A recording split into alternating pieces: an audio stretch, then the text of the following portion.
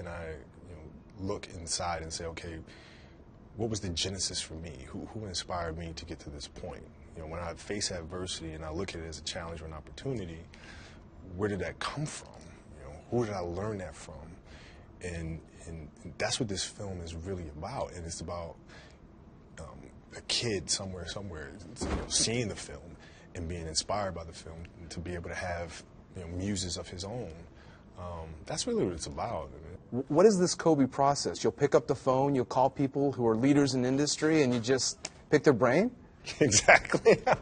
That's exactly. I mean, I just cold call people. Absolutely, I just cold call people and just pick their brain about stuff. And some of the questions that I'll ask will seem really, really simple and stupid, quite honestly, for them. But if I don't know, I don't know. I have to ask. And so I'll just do that. I'll just ask questions, and I want to learn more about how they build their business, how they run their companies, and how they see the world. And so who are some of the people that you pick up the phone and call?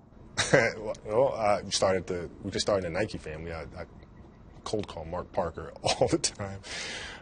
Johnny Ives, Dan Wyden, Oprah Winfrey, recently Ariana Huffington, and list goes on and on and on and on and on. Hillary Swank.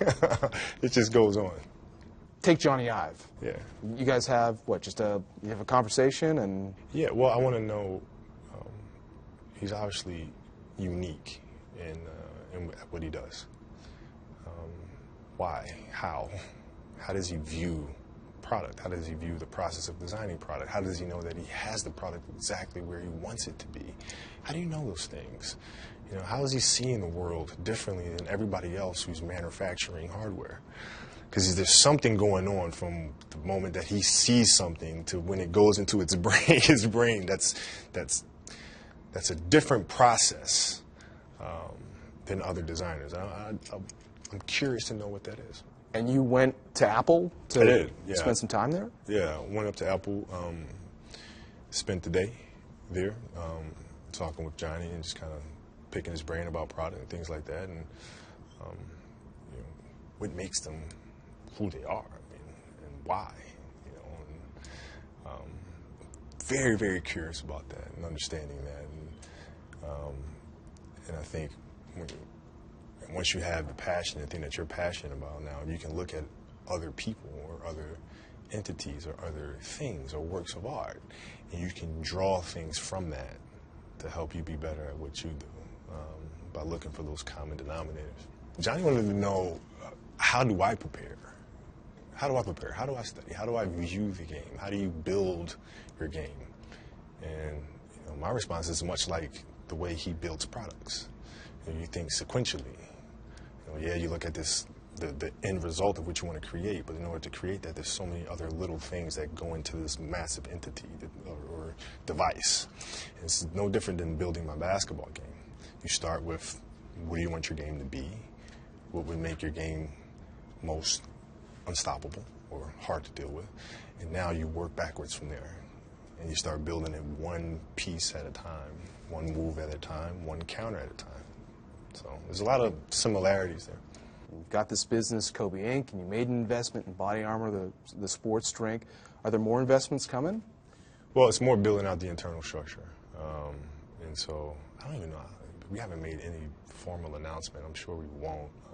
Andrea Fairchild, who I hired, who was recently at Gatorade, is now coming and helping me build Kobe Inc. and running Kobe Inc. And we're just cranking away every day, building out the internal structure of what the company's to be and how can we communicate the culture internally, where are we going, building out that model, that plan.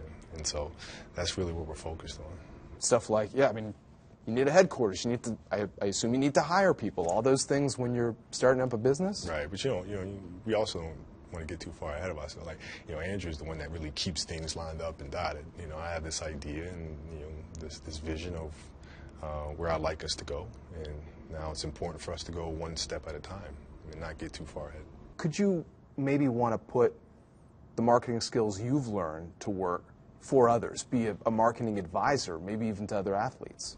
Yeah, maybe. I mean, but it's for me, doing that, it seems like I should really just do that for free, because what I'm going to tell them is be yourself. That's it. Be you. Be you. There's no gimmick. There's no, you don't have to contrive anything.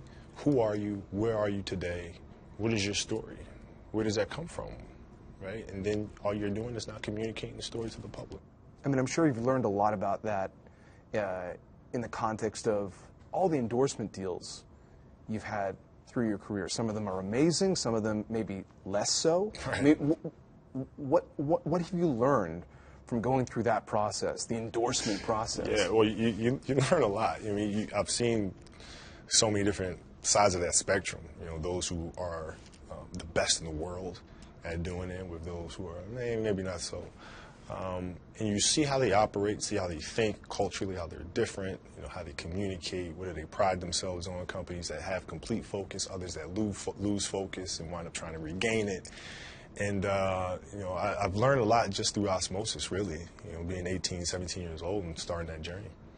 What was your reaction to LeBron James going back to Cleveland? Is that, do you think, important for the league? Yeah, well, you know, I think it depends how you shape the story, right? I mean, it's like you know, how you stayed in Miami, there's a great story that you can mold and frame around that, right? You go to Cleveland, there's a way that you can mold, you know. So it really just depends on what his personal truth is. And I think he communicated his truth extremely well and why he decided to go to Cleveland. And that's what you have to stick to.